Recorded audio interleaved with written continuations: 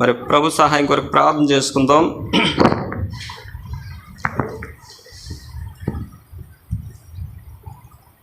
పరిశుద్ధుడైన తండ్రి, కృపగల దేవ,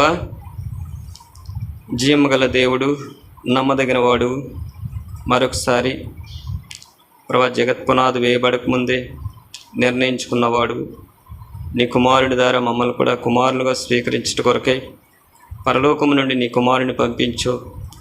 నీచులం, దరిద్రులం, పనికిమాలిన వారు, ఎన్నిక లేని వారు, తృణీకరింపబడిన మమ్మల్ని కూడా లోకంలోంచి మీరు ఏర్పాటు చేసుకున్నారు. మిమ్మల్ని ఆత్మతో సత్యంతో ఆరాధించుట కొరకే నీ కుమారుని యొక్క ఆత్మ మా హృదయంలో ఉంచారు. ఇదనం ప్రభా మిమ్మల్ని తండ్రి అని పిలిచే ఆధిక్యత నేను మీ నిర్ణయంలో జరిగించారు. కృతజ్ఞతాస్తులు చెల్లిస్తున్నాం ప్రభా. అందుకొరకే నీ కుమారుడు మా కొరకు నలగొట్టబడ్డాడు, నిందింపబడ్డాడు, దూషింపబడ్డాడు, అపహాసింపబడ్డాడు. ఆ శరీరం అంతా కూడా ప్రభా మా కొరకేనైనా కొట్టబడ్డది. అటువంటి గాయపడిన శరీరానికి సాదృశ్యము, నువ్వు కార్చిన రక్తానికి సాదృశ్యమైన ఆ రొట్టెలో ఆ శరీరంలో పాలు పొందుటికై మేము కూడా మమ్మల్ని మేము పరీక్ష చేసుకుని సిద్ధపడడానికి సహాయం చేయండి. కృపను అనుగ్రహించండి. అయోగ్యుడిని, నిష్ప్రయోజకుడిని నీ మాటల నోట్లో ఉంచండి. నీ చేతి నీళ్ళలో నన్ను కప్పండి. సహాయం చేయమని ప్రార్థన చేస్తూ మమ్మల్ని మేమే పరీక్ష చేసుకుని సిద్ధపడి ఇది ప్రభు యొక్క శరీరం అని, ఆయన రక్తమని కృతజ్ఞతాపూర్వకంగా సిద్ధపడి ప్రభా తీసుకోవడానికి మీ లేఖనాల ద్వారా మాతో మాట్లాడమని, ఈ పరిచర్య నీకు మహిమకరంగా జరిగినట్లు సహాయం చేయండి. రాబోయే దినాల్లో ప్రభా బేతనీయుల్లో కూడా పాటలు పాడేవారిని సిద్ధపరచండి. ఏమైతే లోటు ఉందో ఆ లోటు మీరు తీర్చమని ప్రార్థన చేస్తూ మీ యొక్క మహిమ కొరకు జ్ఞాపం చేసుకోమని యేసు ప్రభు నామములో ప్రార్థించి వేడుకుంటున్నాను తండ్రి, ఆమేన్.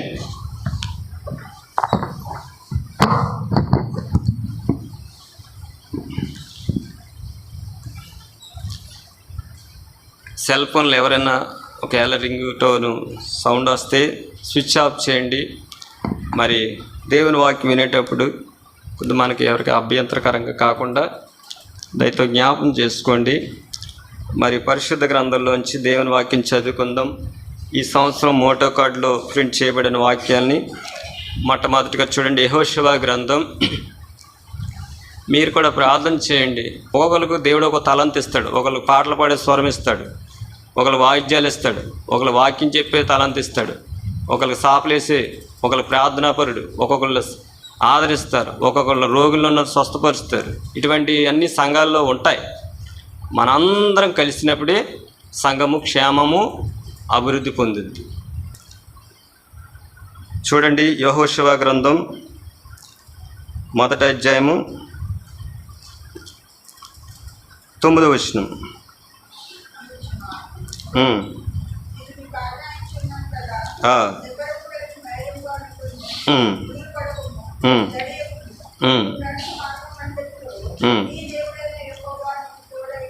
చాలండి. ఎవరు తోడు ఉంటారండి? దేవుడైన యెహోవా తోడే ఉంటాడు. అందరూ కలిసి చేస్తేనే పరిచర్య ముందుకు వెళ్తుంది. అక్కడ దేవుడు తోడుగుంటా అన్నాడు. ఎప్పుడు తోడుగుంటా అన్నాడు అయినా చేస్తే గత దినాల్లో కూడా మనం జ్ఞాపం చేసుకున్నాం. ధైర్యంగా ఉండమని ప్రభు చెప్పాడు. మోషే చనిపోయాడు కాబట్టి ఆయనకు భయం వేసింది. అటువంటి సమయంలో దేవుడు మాట్లాడుతూ వచ్చాడు, ధైర్యంగా ఉండమన్నాడు. రెండవది మనం చదువుకుందాం. ఆయన్ని ఏం చేయాలండి? అనుసరించాలి. ఆయన మాట వినాలి. ఆయన మాట వింటే ఆయన తోడుగుంటాడు. ఆయన అనుసరిస్తే ఆయన తోడుగుంటాడు. ఈ దినం చూడండి 9వ వచనంలో, నేను నీకు ఆజ్ఞ ఇచ్చినాను కదా, నిబ్రం కలి ధైర్యంగా ఉండుము, దిగులు పడకము, జడియకము, నీవు నడిచి మార్గం అంతట్లో నీ దేవుడైన యెహోవా నీకు తోడేయండి. దేవుడు తోడుగా ఉండాలి. మరి చాలామందికి కుటుంబాల్లో భర్తలు లేని వారికి ఒక నిరాశ కలుగుద్ది, కృంగుదల కలుగుద్ది. భర్త ఉన్నప్పుడు తోడుగా ఉంటాడు. కొంతమంది భార్యను కోల్పోతారు, ఒంటరితనం వస్తుంది. ఓసారి పిల్లలు దూరం అవుతారు, తోడమవుతూ ఉంటారు. కొద్దిగా ఎలా ఉంటుందంటే అక్కడ ఒంటరితనం. అందుకే దేవుడు కూడా సహవాసాన్ని ఇచ్చాడు. నరుడు ఒంటరిగా ఉండట మంచిదిగా. అందుకే భార్యని ఏర్పాటు చేశాడు, కుటుంబాన్ని ఏర్పాటు చేశాడు, సంఘాన్ని ఏర్పాటు చేశాడు. అందుకే అపోస్తుల బోధ యందును సహవాసం అందును రొట్టె విడిచుటను ప్రార్థన ఎడతెగక ఉన్నారని సహవాసం తెలియపరుస్తుంది. దేవుడు తోడే ఉన్నాడు. మోషే వెళ్ళిపోయాడు, కానీ మోషే వెళ్ళిపోయిన తర్వాత ప్రభు అన్నారు, నేనే నీకు తోడుగా ఉంటాను. దేవుడే తోడుగా ఉంటాడు. ఈ సంవత్సరం సంఘ వాగ్దానం కూడా చూడండి. మరి కొరింథీయులకు రాసిన 2వ పత్రిక చదవండి, 9వ వచనం చదవండి. సంవత్సరం సంఘ వాగ్దానం, సంఘానికి వాగ్దానం ఇచ్చారు సేవకులు బెరాకా నుంచి. ఏంటది చెప్పండి. 12వ అధ్యాయము 9వ వచనం గబాబో చదువుకుని ముగించుకుందాం. అందుకు నా కృప నీకు చాలును, బలహీనత యందే నా శక్తి పరిపూర్ణించినదే చాలును. దేవుడు అపోస్తలుడైన పౌలు గారికి ఏమి ఇచ్చాడండి? నా కృప నీకు చాలు. దేవుని సేవకుడికి కృప చాలు. ఆ కృపలో ఏముందంటే ఒక మాట ఉంటుంది చూడండి, చదవండి, అక్కడ చదవండి. అందుకు నా కృప నీకు చాలు, బలహీనత యందు నా శక్తి పరిపూర్ణమవుచున్నది ఆయన నాతో చెప్పును. 10వ వచనం, నేను ఎప్పుడు బలహీనుడును అప్పుడే బలవంతుడు. ఆయన బలహీనుడు. అపోస్తలుడైన పౌలు గారికి కనుదృష్టి విషయంలో బలహీనుడైన. ఆ బలహీనుడికి ప్రభు ఇచ్చిన వాగ్దానం ఏంటంటే నా కృప నీకు చాలు. ఆయన కూడా ముమ్మారు ప్రార్థన చేశాడు. ప్రార్థన చేసినప్పుడు ప్రభు ఇచ్చిన మాట ఏంటంటే నా కృప నీకు చాలు. సేవకుడికి ఇచ్చిన మాట ఏంటంటే కృప. సేవకుడికి ఏమి ఇచ్చాడండి? ఆయన కృప చాలు, అంతే. ఇదేంటి బ్రదర్, సేవకుడికి డబ్బు ఇవ్వాలి, లేకపోతే పొలాలు ఇవ్వాలి, ఆస్తులు ఇవ్వాలి, ఇవ్వాలి, అవి ఇవ్వాలంటే అదేంటి? ఆయన కృప ఇస్తాం ఏంటి? చూడండి, కొన్ని విషయాలు కృప గురించి లేఖనాల ద్వారా తెలుసుకుని మనం కూడా ఆ ప్రకారం జీవించడానికి ప్రభు సహాయం చేయండి. కనుక చూడండి, మొట్టమొదటిగా ఫిలిప్పీయులకు రాసిన పత్రిక 4వ అధ్యాయం 9వ వచనం.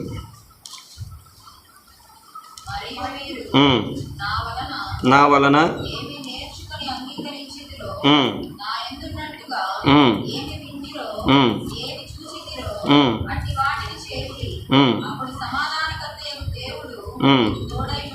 చాలండి. ఎవరికి తోడుకుంటాడండి? చాలే. ఆయనకేమో కృప. సంఘానికి కూడా ఏంటంటే చదవండి, ఫిలిప్పీయులకు రాసిన పత్రిక. మరియు మీరు నా వల్ల ఏమి నేర్చుకుని అంగీకరించుతారో, నా యందున్నట్టుగా ఏమి వింటారో, ఏమి చూసితారో అట్టి వాటిని చేయుడు. అప్పుడు సమాధానకర్త దేవుడు మీకు తోడండి. ఆయన చెప్పింది చేస్తేనే తోడుకుంటాడు. అది నాన్న కూడా యెహోషువకు దేవుడు తోడుకున్నానంటే ధర్మశాస్త్రం ప్రకారం చెయ్యాలి, తప్పిపోకూడదు, బోధించాలి, ధ్యానించాలి. ఈ 4 చేస్తేనే దేవుడు ఆయనకు తోడుకుంటాడు. ఏ పాపమైనా ఆ సమాజంలోకి వచ్చిందనుకోండి, వాళ్ళకి ఓటమి, ఓడిపోతారు, విజయం ఉండదు. అదేనా ఆకాను ఏం చేశాడంటే దేవుడు తీసుకొద్దన్న తీసుకున్నాడు. అప్పుడు ప్రభు అన్నారు, మీలో శాపగ్రస్తమైంది తీసివేస్తేనే కానీ నేను మీకు తోడే ఉన్నాను. దేవుడు తోడుగా ఉండాలంటే అక్కడ ఒక మాట ఉంది, చదవండి. ఫిలిప్పీయులకు రాసిన పత్రిక 4వ అధ్యాయం 9వ వచనం. మరియు మీరు నా వలన ఏమి నేర్చుకుని అంగీకరించుతారో, నా యందున్నట్టుగా ఏమి వింటారో, ఏమి చూచుతారో అట్టి వాటిని చెయ్యాలి. చేస్తే అప్పుడు సమాధానకర్తకు దేవుడు మీకు తోడే ఉంటాడు. ఎవరికి తోడుకుంటాడు? సంఘానికి కూడా తోడుకుంటాడండి. సంఘానికి తోడుకుంటాడు. సేవకుడికి ఏంటంటే కృప, సంఘానికి ఏంటండి చెప్పండి? దేవుడు తోడుగా ఉంటాడంట. ఎప్పుడు? ఆ సేవకుడు ఏమైతే చెప్పాడో. అందుకే అపోస్తలుడైన పౌలు గారు ఒక మాట, నేను క్రీస్తుని పోలి నడుచుకున్నాను, నన్ను పోలి మీరు. అంత ధైర్యంగా చెప్పే సేవకులు లేరు. అంత ధైర్యంగా ఆయన క్రీస్తుని పోలి నడుచుకున్నాడు. అందుకే ఆయన అంటాడు, బలహీనత యందు నేను ఏమంటున్నాడంటే సంతోషిస్తున్నాడంట. ఆ బలహీనలంటే ఏం చేస్తున్నాడు? ఆయన కృపను బట్టి సంతోషిస్తున్నాడు. ఆ సేవకుడికి కృపే. సంఘాలకు కూడా చూడండి ఏముండాలో. మొట్టమొదటి చూడండి, ప్రకటన గ్రంథం ప్రకటన గ్రంథం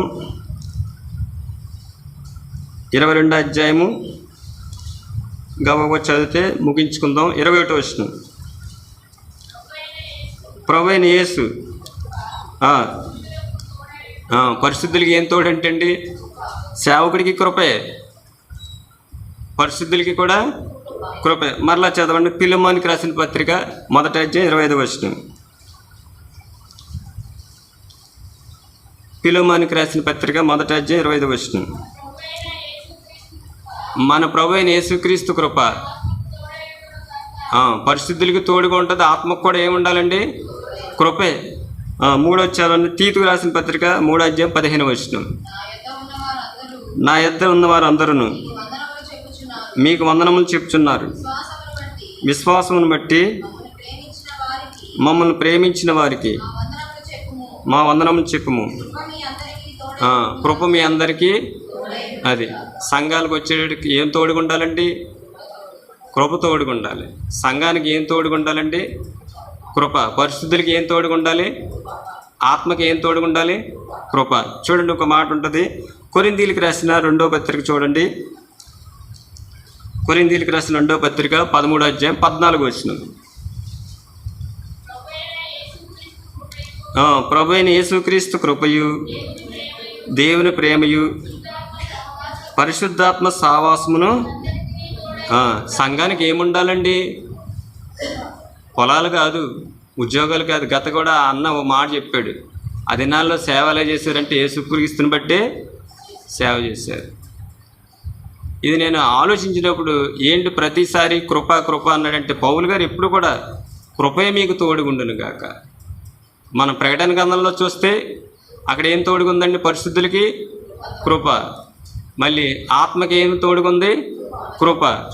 ఇంకేముందండి? పరిశుద్ధులకి కృప.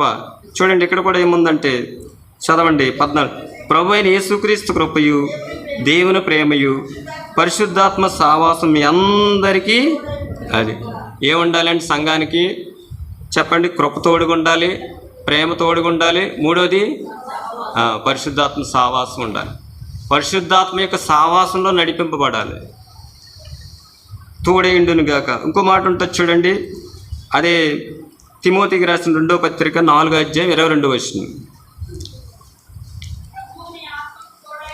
ప్రభు నీ ఆత్మకి చదవండి. కృప మీకు తోడేయుండును గాక. చాలండి. అదే తిమోతికి రాసిన 1వ పత్రిక 6వ అధ్యాయం 21వ వచనం. ఆ విషయంలో ప్రవీణమని కొందరు అనుకుని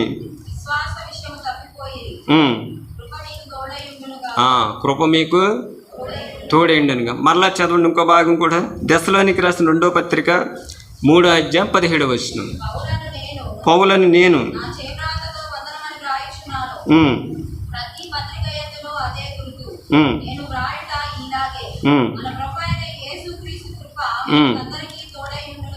చాలండి. చూసారండి, ఆయన రాసిన పత్రికలన్నింటిలో కూడా ఏం తోడుగా ఉండాలి?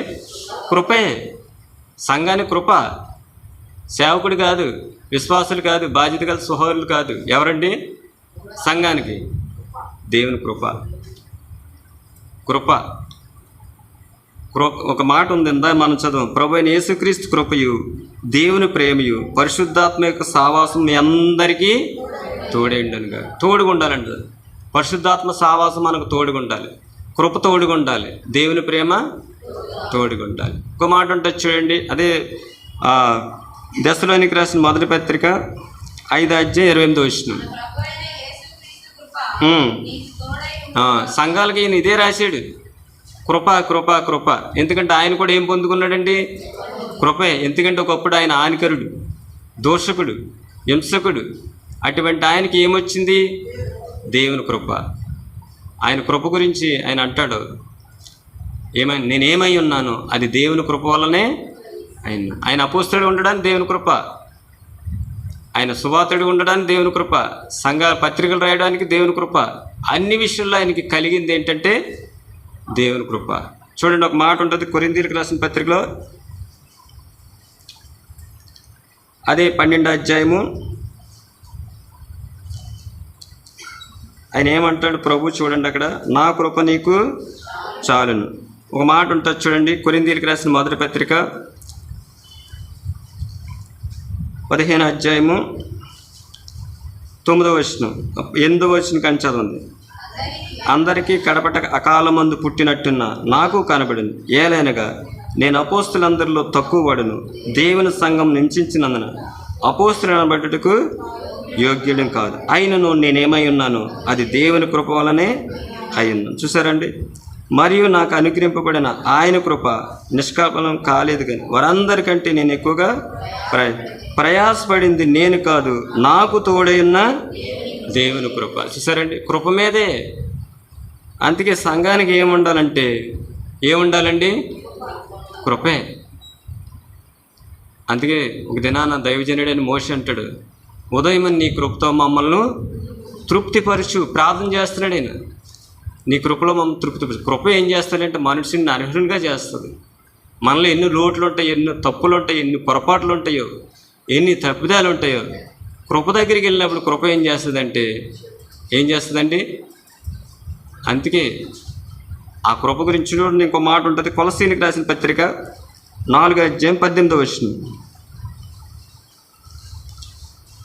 కొలస్సీలకు రాసిన పత్రిక 4వ అధ్యాయము, పౌలని నేను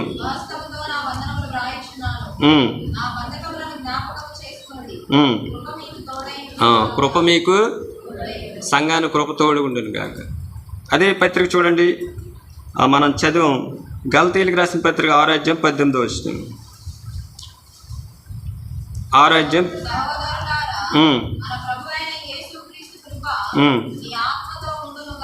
మీ ఆత్మతో ఉండును గాక.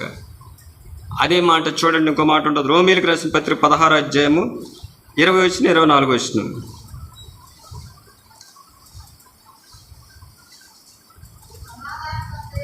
సమాధానకర్తయగు దేవుడు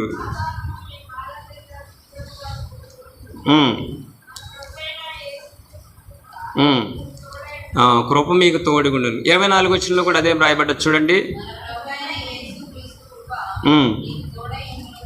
మీకు తోడేండును గాక. ఏంటి కృప?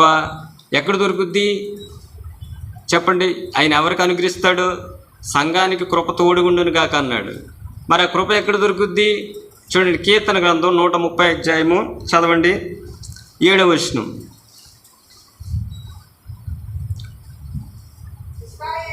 ఇశ్రాయేలు యెహోవా మీద ఆశ పెట్టుకునుము. ఎక్కడ దొరుకుద్దండి కృప? ఈ భూమి మీద దొరకదు, అది దేవుని దగ్గర దొరుకుద్ది.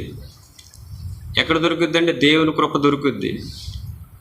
ఆ కృప అపోస్తలుడైన పౌలు దగ్గరికి వెళ్తే, నేను అపోస్తలుగా ఉండడానికి కారణం దేవుని కృప, పత్రికలు రాయడానికి కారణం దేవుని కృప, ప్రయాసపడడానికి కారణం దేవుని కృప. మరి ఈ రోజున మనం మందిరానికి వచ్చామంటే, ఆరాధిస్తున్నామంటే దేవుని కృపే. మన క్రియల వల్ల కాదు. ఎవరి వల్ల అండి? దేవుని కృప వల్లే. దేవుని కృప. అందుకే పౌలు గారు అంటున్నారు, ఎక్కడ దొరుకుద్దండి కృప? యెహోవా దొరుకుద్ది. మరి ఎవరికి ఇస్తాడైనా? చూడండి, ఒక మాట ఉంటుంది, యాకోబు రాసిన పత్రిక చదవండి. యాకోబు రాసిన పత్రిక 4వ అధ్యాయం 6వ వచనం. అందరికీ కాదు కృప.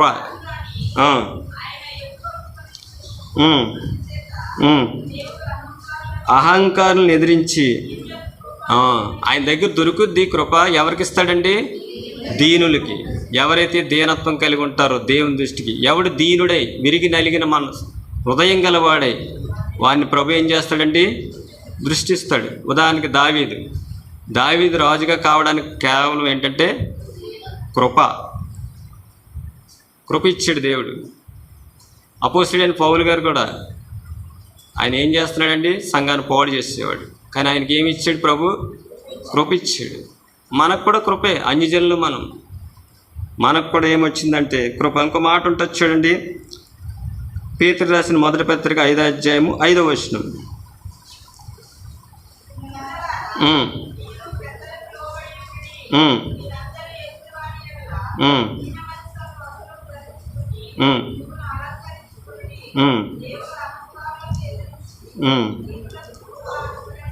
దీనులకి ఏమిస్తాడండి? కృప. కేవలం పరిచర్య చేయడానికి కానీ, సాపలు వేయడానికి కానీ, వాయిద్యాలు ఏంటంటే కానుకలు ఇవ్వడానికి కానీ, అన్నీ మన క్రియల వల్ల అంగీకరించడు. కేవలం ఏముందండి మధ్యలో? కృప. ఆ కృప లేకపోతే మనం అందరం ఎక్కడికి వెళ్ళిపోవాలండి? నరకానికి పాత్రులు. అందుకే అపోస్తలుడైన పౌలు గారు అంటారు, కృపను మీరు ఏమన్నాడైనా, కృపను మీరు చెప్పండి. చూడండి, కొరింథీయులకు రాసిన పత్రికలో ఉంటుంది మాట. కొరింథీయులకు రాసిన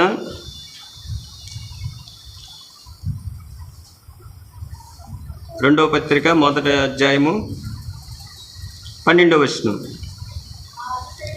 కింద ఇంకో మాట ఉంటుంది చూడక, 12 3వ భాగం. దేవుని కృపనే అనుసరించి లోకంలో ఏమనుసరిస్తున్నాడండి ఆయన? దేవుని కృపే. దేవుని కృపను అనుసరించి నిన్నాడు దీనులకి ఇస్తాడంట కృప. ఈ సమయంలో ఈ సంవత్సరం సంఘ వాగ్దానం, సంఘాలకు ఏం తోడుగుండాలండి? కృప తోడుగుండాలి. రెండోది దేవుని ప్రేమ. మూడోది పరిశుద్ధాత్మ యొక్క సావాసం. ఆయన సంఘానికి అలా తోడుగుండాలి. అందుకే సేవకుడికి కానీ సంఘానికి కానీ వచ్చిన మనందరికీ ఏం తోడుగుండాలి? దేవుని కృప తోడుగుండాలి. ఆ కృప ఎవరికి ఇస్తాడంటే దీనులకి ఇస్తాడని. చూడండి, ఒక మాట ఉంటుంది ఎఫెసీయులకు రాసిన పత్రిక. ఎఫెసీయులకు రాసిన పత్రికలో ఒక మాట ఉంది చూడండి, 6వ అధ్యాయము 24వ వచనం.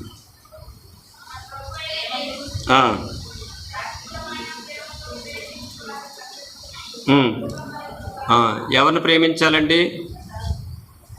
చదవండి, 6వ అధ్యాయం 24వ వచనం. ఎఫెసీయులకు రాసిన పత్రిక 6:24.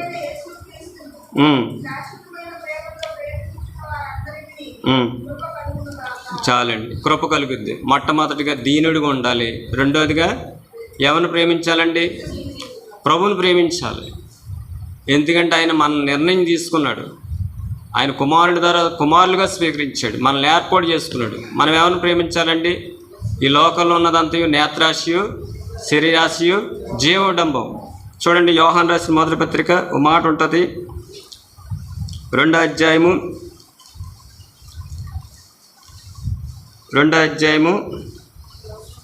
15వ వచనం. ఈ లోకమునైనను లోకంలో ఉన్నవాటిని నేను ప్రేమింపకుడి. ఎవడైనాను లోకమును ప్రేమించినట్లా తండ్రి ప్రేమ వానిలో ఉండదు. లోకంలో ఉన్నదంతయు అనగా శరీరాశయు, నేత్రాశయు, జీవోడంబమును తండ్రి వలన పుట్టినవి కావు, అవి లోక సంబంధమే. లోకాన్ని ప్రేమిస్తే ఏముండదండి? ప్రేమ ఉండదు. అయితే శాశ్వతమైన ప్రేమతో ప్రభువుని ప్రేమిస్తే ఏం కలుగుద్ది? కృప కలుగుద్ది. రెండోదిగా మనం చదువు ఫిలిప్పీయులకు రాసిన పత్రిక 4వ అధ్యాయం 9వ వచనం చదవండి. ఆ భాగం చదువుకొని మనం ముగించుకుందాం. మరియు మీరు ఏమి నేర్చుకుని అంగీకరించితిరో,